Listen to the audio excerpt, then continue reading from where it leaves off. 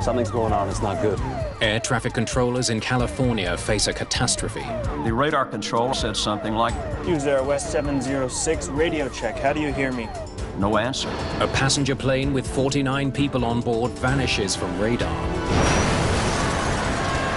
What happens is a structural issue. It had crashed for some reason, and we had no idea whatsoever. Witnesses describe an almost unthinkable scenario. Was that something then? We didn't see it. 4 sets of eyes didn't see it. It might have been a plane, or maybe not. The fact that somebody says something doesn't prove anything until you've proved it yourself. What the hell were those guys doing up there?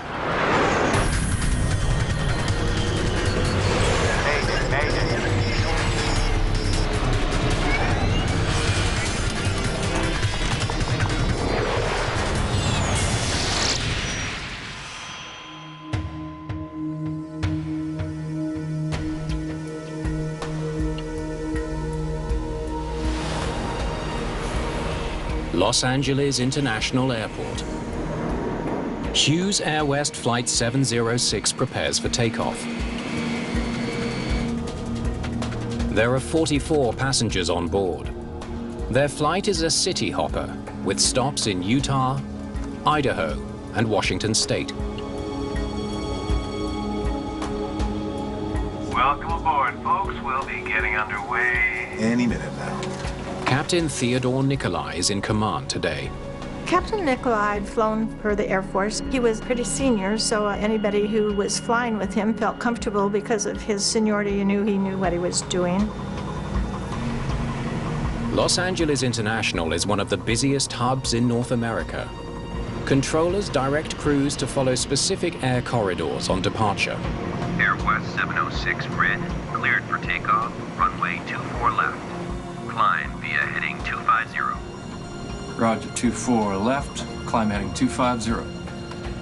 First Officer Price Bruner is also highly experienced. Weather's looking clear all the way to Seattle. He has even more hours in the air than Captain Nikolai. Price was actually checked out as a captain, although he elected to fly as first officer, and I think he truly enjoyed being in the cockpit. Flight attendant Pat Shelton flies this route regularly. She was a beautiful gal with lots of long, dark hair, and she had just gotten engaged. She was so looking forward to getting married, and she was at a happy state in her life.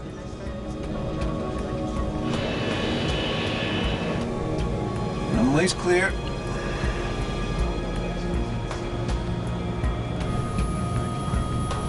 Brakes released. In 1971, airlines in the US have been flying the DC-9 for more than 5 years. Its 2 efficient turbofan engines make it ideal for short to medium-haul flights. Throttles are all yours. 80 knots. At 6:02 p.m., the Hughes AirWest flight lifts off from LA. Turn right, heading 060. AirWest 706 red, right 060.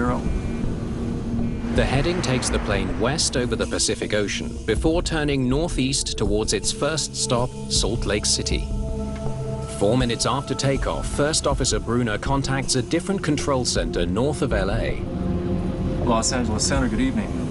AirWest 706 red with you. Climbing through 6,000. The Los Angeles Air Route Traffic Control Center. AirWest 706 red, turn left. Heading 040 until receiving Daggett. Head controller Roger Anderson is helping a trainee operator get up to speed. That's it. You got to keep scanning. It's something where you can't stop and think about each decision in depth. You have to make quick decisions, a lot of reaction. You got to move at a fast pace. Controllers must keep planes at a safe distance from one another as they fly in and out of LA. In addition to AirWest, the radar controller may have been talking to 5 or 6 other jets climbing out towards the northeast, in addition to a small number of crisscrossers back and forth through the airspace. Okay, 040, direct to Daggett.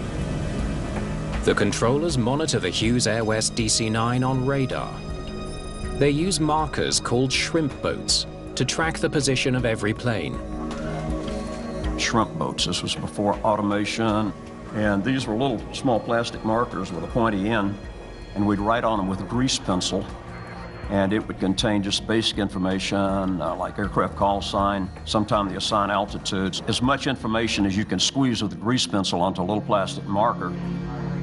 The sound of an emergency transmitter warns the controllers that a plane in the area may be in trouble. They need more information to figure out what's happening. Frequently at the time, people would accidentally trigger the transmitter. It was seldom a real situation, so we didn't tend to pay that much attention to it. At this point, we look back, and our shrimp boats, where AirWest 706 is, the target's missing. The radar controller said something like, Hughes AirWest 706, reset your transponder. Radar contact lost. there's no answer. AirWest 706, Radio check, how do you hear me? no answer. This is getting bad now. We've lost a target, and we've got no communications with the aircraft.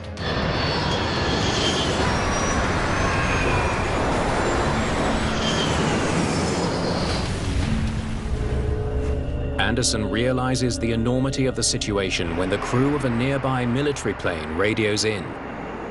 Center, we've just seen an explosion on the side of a mountain. Hey, something's going on. It's not good.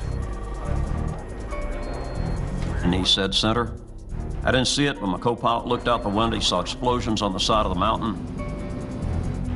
Well, then, we knew something bad had happened. What the hell happened? A DC-9 with 49 people on board has slammed into the California hills. Did AirWest just explode? Did a wing fall off? What happened? Was it a structural issue? It had crashed for some reason, and we had no idea whatsoever. The loss of the DC-9 will attract a lot of attention because of its high-profile owner. Just a year earlier, the airline was purchased by billionaire aviator Howard Hughes, one of the most famous people in America. Howard Hughes was looking for an airline to buy at a good price, and eventually they found AirWest. It then became Hughes AirWest. The National Transportation Safety Board assigns one of its top investigators to the case, Second World War Navy pilot Dick Baker. San Gabriel Mountains. The crash location poses an immediate challenge. Okay. We're gonna need choppers to get in there. In the meantime, I want you to find me anyone who saw anything. Now. In this case, the accident site was very remote and in very precipitous mountain terrain. That makes it always difficult for the investigators to get out there. The crash site is just a few kilometers from the town of Duarte, California. It's the best place to find witnesses. In the hours after the crash, dozens of people come forward with the same story. They say they heard an explosion and looked up to see the DC-9 falling like a leaf to the ground. Most have no idea what caused the explosion, but a handful of witnesses say they do. They insist it was a mid-air collision between the DC-9 and a fighter jet. Witness statements can be notoriously deceiving, but in a mid-air collision, they're generally pretty accurate as to the fact that a collision occurred. Investigators need to figure out where this second jet may have come from. With the American war in Vietnam raging, military air bases on the West Coast are extremely active. There are several in Southern California alone. In the 70s, there was lots of military training going on in Southern California because there were clear skies and lots of desert out there that they could train over. Okay, thank you. Bye-bye. Baker soon gets the information he needs. El Toro's missing a jet.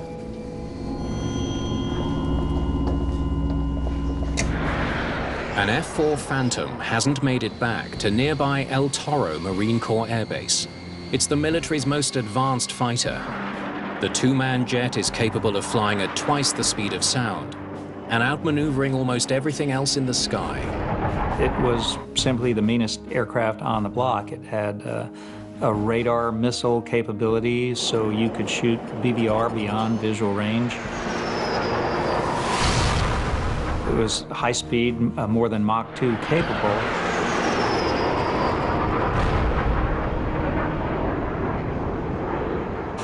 The witness reports leave little doubt. The missing fighter from El Toro is the aircraft that collided with the DC-9. But how could experienced fighter pilots fly into a much slower civilian plane? What the hell were those guys doing up there? Witnesses provide some crucial information about a mid-air collision in the skies over Southern California. Dick Baker, NTSB. Several people share a particularly troubling detail. I want you to tell me again what you mean by trick flying. It seems the fighter jet may have been performing a stunt moments before it collided with the passenger plane. The jet was doing a barrel roll. Stunt flying is dangerous, not only for pilots, but also for people on the ground. It's strictly regulated. If he was performing acrobatic maneuvers in an area that was not specifically assigned for acrobatic maneuvers, it would be in violation of his operating instructions for any military flying. Investigators hope recordings of air traffic radar will tell them more about what the F-4 pilots were doing. But the controllers on duty that day say the fighter didn't appear on their radar at all. I would have warned Hughes if I'd seen the jet. And they have the tapes to prove it. We didn't see it. 4 sets of eyes didn't see it. The target wasn't there. What you don't know, you can do nothing about. Investigators learn the identities of the F-4's 2 crewmen, Marine pilot James Richard Phillips and radar intercept officer Christopher Sheese.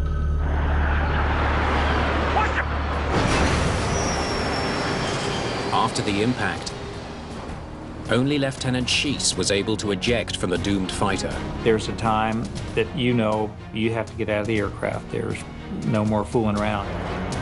Investigators are anxious to learn what Sheese knows.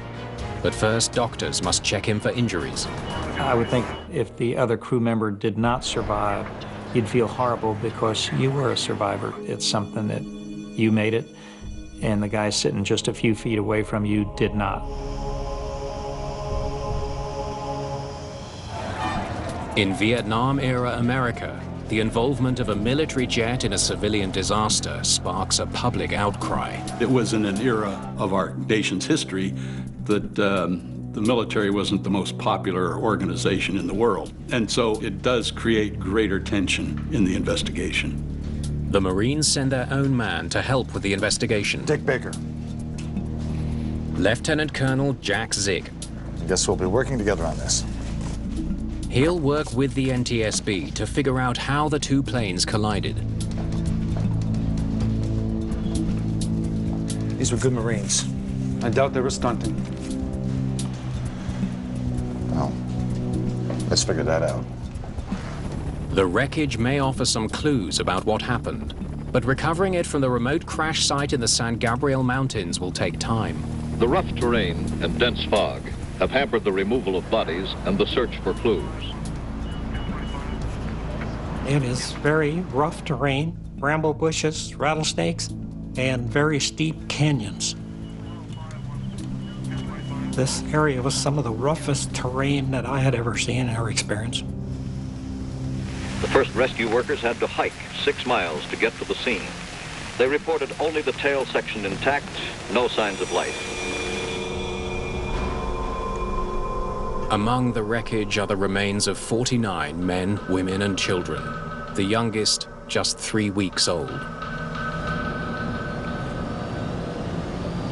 There is a porthole adjacent to the forward jump seat. And I'm just imagining that Pat Shelton would have been looking out through that porthole. I'm just wondering if they weren't able to see a split second of something. That haunts me often. This was the worst plane crash in California history. In an area swarming with military flights, the deadly collision sends a chill through the flying public. We were very concerned about the mid-air collision. Investigators need to figure out what went wrong before it happens again.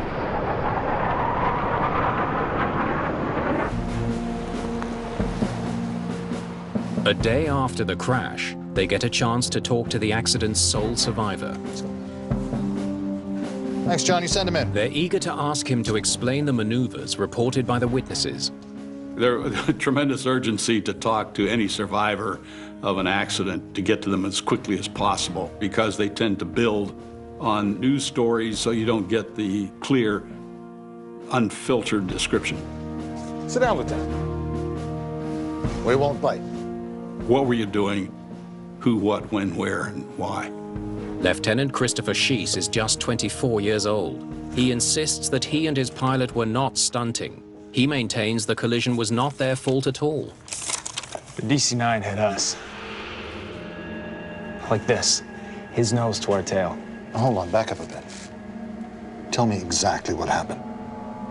On the day of the crash, Schiess was flying in the rear seat of the F-4, the usual position for the Radar Intercept Officer, or RIO. Copy, Rick. Climb to 15,000. 27-year-old First Lieutenant Rick Phillips is in the forward seat, flying the jet. The pair have already flown across 4 states. Their mission now is to get the F-4 back to home base, El Toro, California.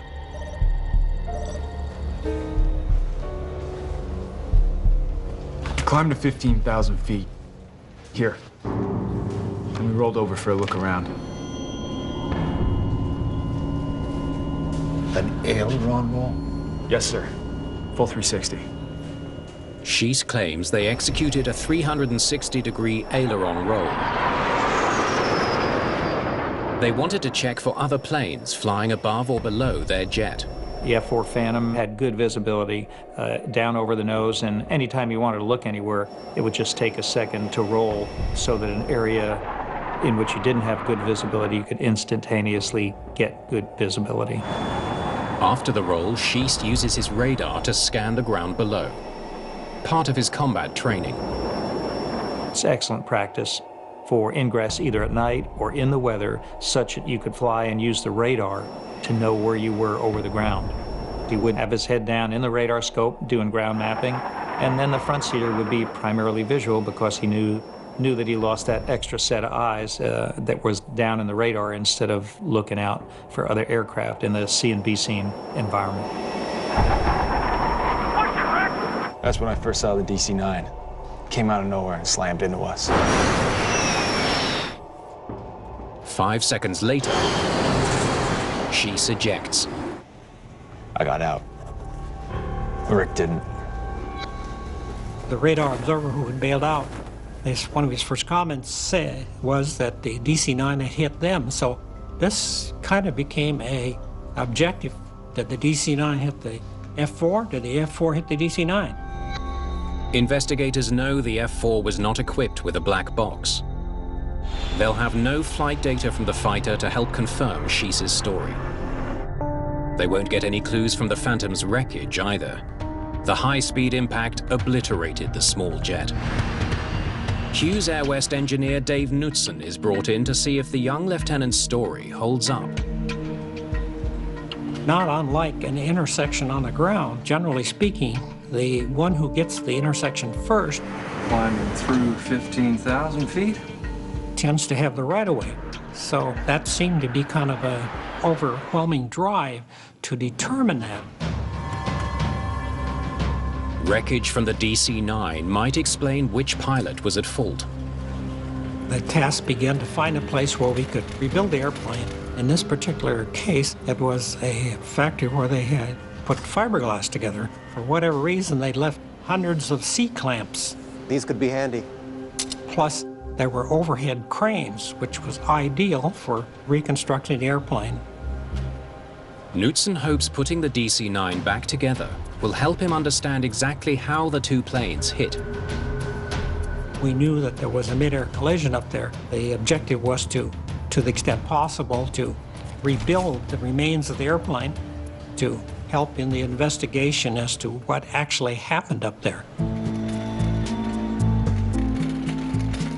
The team has recovered the DC-9's black boxes, but they're badly damaged. We'll have to see if the lab can do anything with these. They're sent to NTSB headquarters in Washington for analysis. Knutson studies the twisted metal, looking for scratches and paint marks, clues that might reveal how the two planes hit. But the most vital piece of the DC-9 is still missing. We had recovered the main section, which was in this canyon, along with all the remains, but we still were missing the front end of the cockpit area. How to find the rest of it?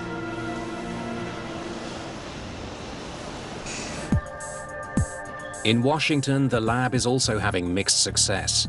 The DC-9's cockpit voice recorder is completely destroyed, but the flight data recorder has survived the crash. The flight data recorder in this case gave very good information. If the pilots of the DC-9 had somehow flown off course, right, 060, the flight data recorder should reveal their mistake. The aircraft did little in the way of maneuvering. The aircraft was in a steady state climb. Instead, the data shows they never strayed from their assigned heading. 10 days after the crash, searchers finally find the nose of the DC-9 nearly a kilometer from the main fuselage. It's a key discovery for Knutson. After we had started the rebuilding of the plane, questions arose about what angle were the airplanes going when they collided. And so one of my job as an engineer was to get various pieces of the airplane and determine what the angle of attack was, so to speak. Bingo. There's only one way to explain the size and angle of the gash slicing through the cockpit. Looks like the stabilizer cut the plane in two. Once we got the plane constructed, you could back off and you could see where the vertical stabilizer of the fighter came right underneath the pilot's seat and just sliced off the nose. So if they hit like this, the F4 had actually penetrated the DC-9 on the left side a few feet from the nose. So frankly, F4 hit the DC-9 rather than the DC-9 hitting the F4. And we know who hit who. The markings suggest the F4 tried to avoid the DC-9 at the last second. Cut off the nose of the airplane.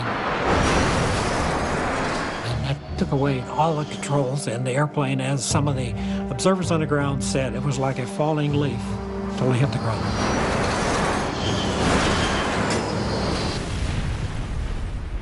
Investigators are convinced Lieutenant Schiess is wrong about who hit whom. More troubling, it's not the only part of his story that doesn't add up. he says they hit 15,000 feet here. The witnesses say that they saw them roll here. Witnesses contradict Schiess's story about where the F-4 was when it performed the roll. The investigator brings a very cynical approach to anything that he's investigating. The fact that somebody says something doesn't prove anything until you've proved it yourself. You can't be in two places at the same time. Some witnesses insist that a Marine F-4 was performing stunts just before it crashed into the Hughes AirWest DC-9.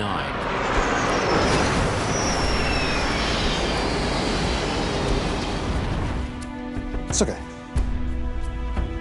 Was it like this? No. Okay. How about this? There was some conflict between what we had gotten from eyewitnesses, or supposedly eyewitnesses, along the flight path, and what the Rio was describing. And we rolled over for a look around. Lieutenant Schiess claims the move wasn't a stunt.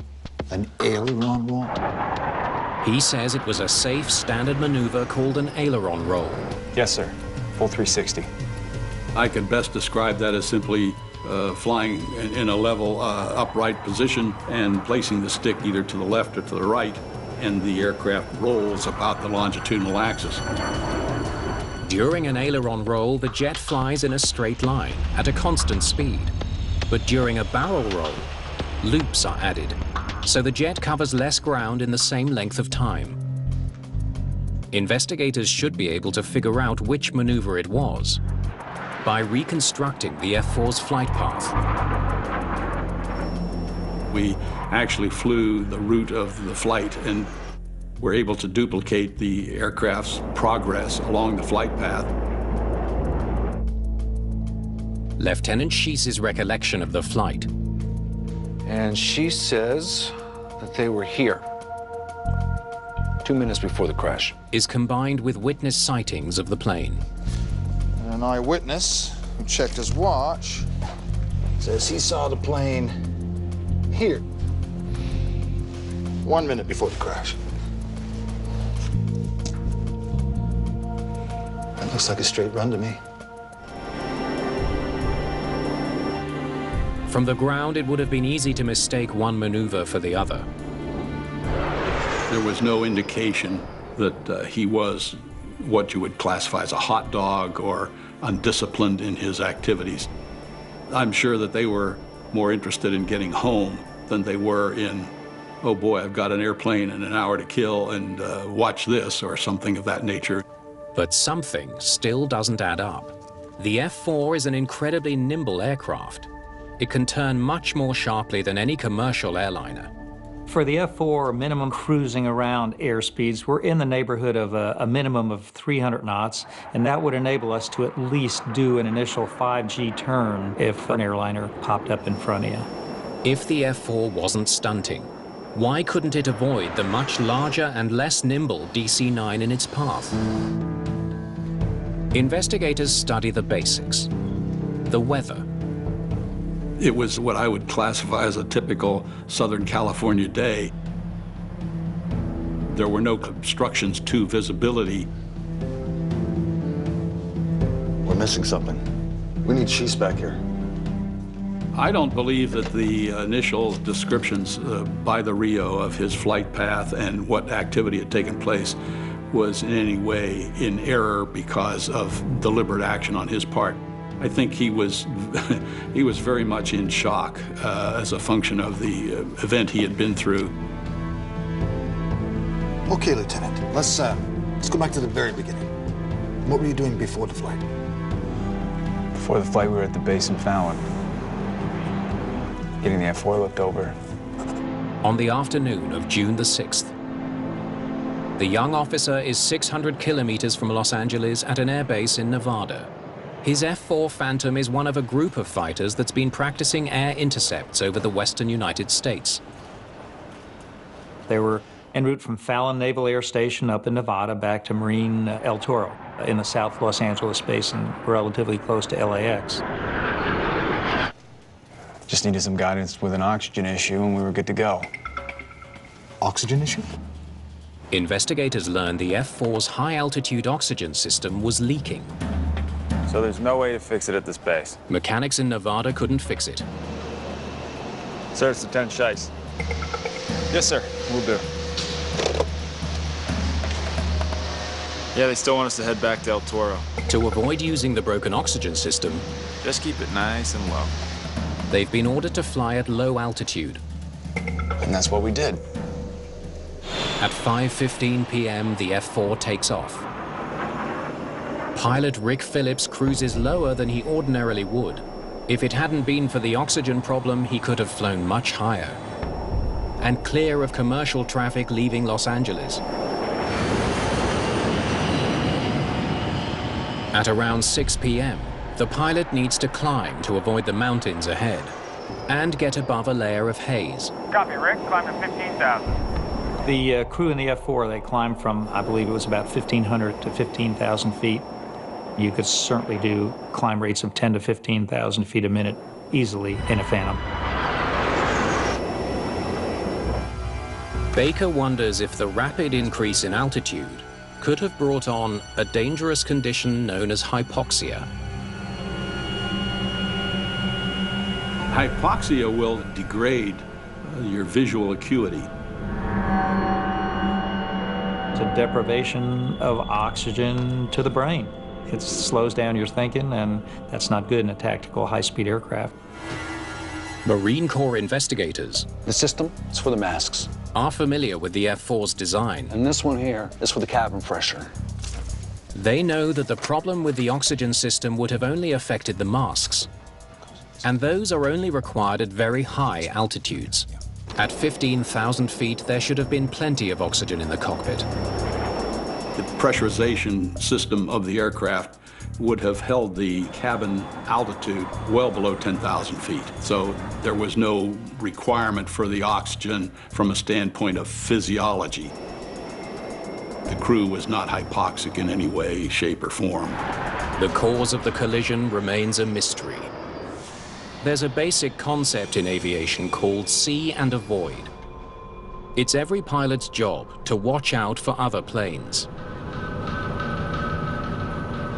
Investigators wonder why the pilots of the DC-9 did not take any action to avoid the disaster.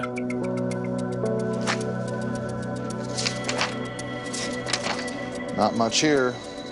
You got anything? Investigators find that commercial pilots don't get as much training as their military counterparts when it comes to visual scanning. Engage autopilot. There was no formal training at AirWest with respect to see and avoid scanning. The crew may have had some residual training from past military experience, but Hughes AirWest did not have an established program. Too bad you're missing Dodge's game tonight.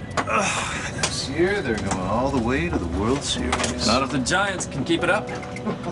I don't think that the average crew member in the airlines was aware of how significant outside scanning was or should be. We had studies, pilots would spend less than 50% of their time looking outside, and sometimes as low as 20%. The investigators conclude that the Hughes AirWest pilots may not have had enough training to scan effectively, and that's why they failed to spot the F-4. Not everyone is convinced. Many of his colleagues remember Captain Nikolai as an exceptionally vigilant pilot. Captain Nikolai was that kind of a pilot, I think, who really had an instinct with flying. On one occasion, we had a near miss, and he took the airplane for a dive. And I can remember him explaining to his first officer and to whoever was in the vicinity about how important it is to keep your eyes out because anything could come along. If Captain Nikolai was on the lookout for planes in his path, why didn't he see the approaching F-4? The F-4 is coming in at 420 knots from the north, slightly east. The DC-9 is coming in at 320 knots from the southwest. Okay, 040, direct to Daggett. What's the rate of closure? I was able to calculate the closing speed of these two planes was roughly 1,000 feet per second. And if one thinks about that, and a good comparison is the muzzle velocity of a .45 caliber gun. In the seconds before the crash, radar operator Schiess has his head down, checking his scope. Pilot Phillips is likely checking instruments. At 15 seconds, the F-4 is 1/10 of an inch big in the window. Tiny. 10 seconds, 3/10 of an inch. Still tiny, but maybe now we can see it. 5 seconds, the entire window's filled. In addition to the rapid closing speed, the color of the fighter may have also been a factor. would be very difficult in the accident context for the airline guys to spot the F-4 because it was painted Marine/Navy gray-blue, which would be very hard to see against the sky, which in fact is the objective.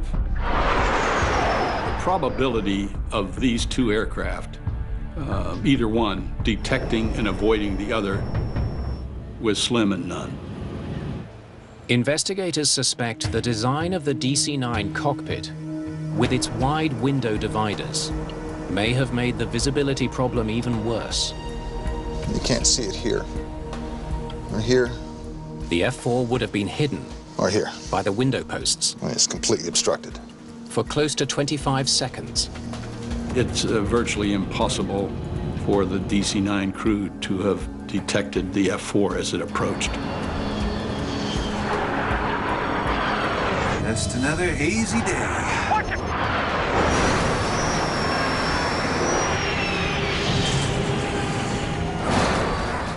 None of the pilots that day had enough time to see the other plane in their path.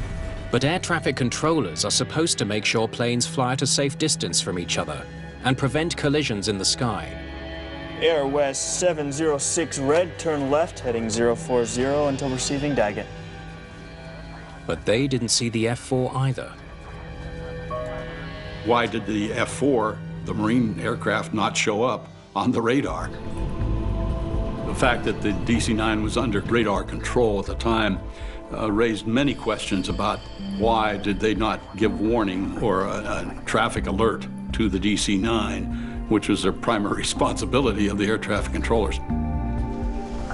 Couple rookies in there. Investigators wonder if the inexperience of the trainee controllers could have played a role. A new person training in an air traffic control facility has to train with live traffic. Now there's a lot of simulation equipment available for training, but back then we had none of that. But when they study staff reports and transcripts, they all check out. They find the trainees were well qualified and well supervised. The two trainees, you can say, well, they were trainees. What do they know? They probably weren't paying attention. Wrong. Trainees are paying attention much more closely than a journeyman controller, who can tend to get a tad complacent because they're so comfortable with the routine. There appears to be no way to explain why the radar system in Palmdale didn't detect the F-4. Then investigators discover some key details about the equipment installed there. The system may not have been reliable enough to accurately track a fast-moving fighter jet. It was nothing more than World War II technology, and temperatures generated by this equipment would cause the equipment to drift drastically, and sometimes it would drift so bad off its peak performance that we really couldn't see at all. Investigators need to know exactly what the radar in Palmdale can and cannot see.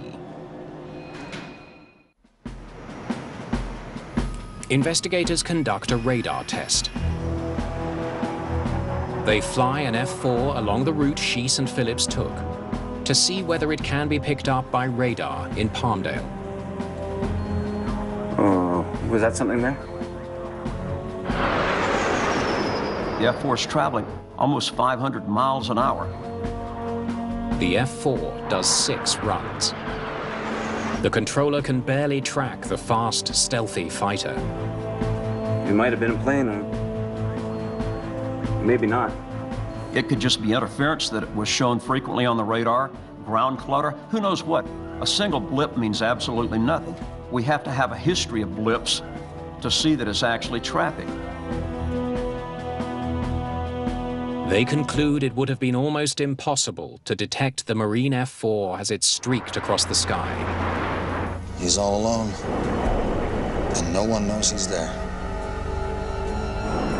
To make matters worse, in 1971, military pilots were not routinely briefed on civilian air traffic routes. The military pilots were not that familiar with what the civilian pilots were doing, not just the Los Angeles area, but in other heavy congested areas. The military plane was under no obligation to check in with civilian air traffic control. These are the roads in and out of LAX. The air corridors surrounding LAX are like spokes on a wheel that extend for miles. Flight 706 was following one of those established corridors. Well, your guys were crossing one of the busiest flight paths in the country. I assume they knew it was there? We should stay clear of traffic if we cut east of Los Angeles. Sheese tells investigators that they hoped to avoid commercial air traffic by skirting the city. Instead, they turned into one of the airport's busiest lanes. The terminal area charts would show those departures, but the military doesn't have those because they don't operate out of Los Angeles International Airport.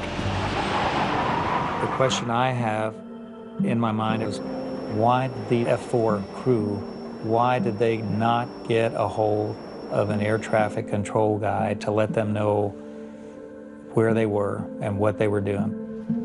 The investigators reach an alarming conclusion. Air transportation in America has a dangerous flaw. The military and civilian systems don't communicate. Could we have done anything different? No, absolutely not. It was just something that happened. We could not have changed it, not us. The exhaustive investigation produces two separate reports, one civilian and one military. They cover every detail of the deadly accident. How two Marine airmen were hindered by an oxygen leak. So there's no way to fix it at this base? How they took off without advising civilian air traffic controllers and flew low over the California desert. Was that something there? How controllers couldn't track the supersonic fighter jet, and why the crew of a DC-9 with 44 passengers on board never saw them coming. Just another hazy day.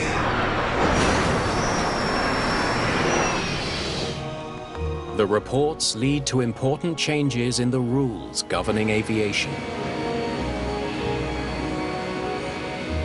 Military pilots used to fly VFR, visual flight rules, which has a much lesser requirement for reporting positions and that sort of thing. And so, as a result of this accident, everybody had to be on radar control, and that means being controlled by radar operators on the ground.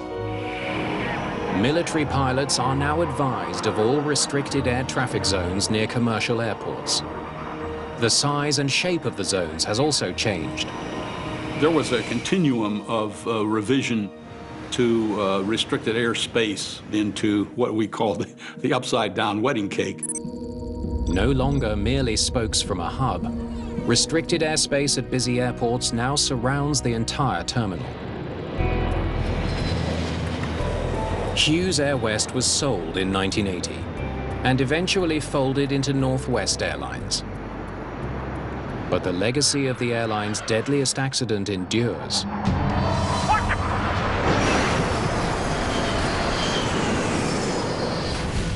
Lessons learned from the accident helped force changes to air traffic control that make passengers safer to this day. It was so unfortunate the 50 people died that evening. It's so sad. But this past year in the U.S., 35,000 were killed in traffic deaths. So the system is extremely safe. The procedures we use, the technology we have, it works well.